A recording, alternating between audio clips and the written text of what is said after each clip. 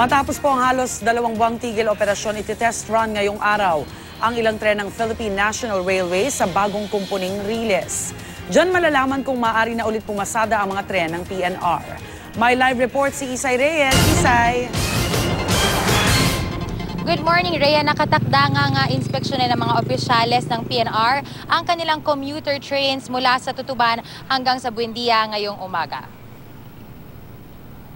Matatanda ang April 29 nang madiskarilang isang tren ng PNR sa pagitan ng Nicos at Magallanes kung saan 80 ang nasugatan dito. Matapos ang pagkadiskaril, isinara muna ang PNR para sa pagsaayos nito. Noong Lunes, ininspeksyon ni DOT si Secretary Emilio Abaya ang pag-aayos ng tren, kaso tinatayang nasa 80% pa lang daw na nakumpleto ito.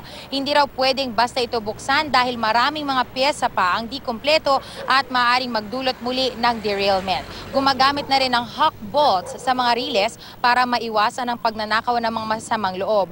Ang kulang-kulang na parte kasi ang isa sa mga sanhi ng naging derailment. Hindi pa masabi, Rhea, kung kailan matatapos, pero ang patuloy na inspeksyon ay makakabuti para agad makita kung ano-ano pa ba, syempre, yung dapat nga ayusin dito nga sa mga tren ng PNR. Rhea?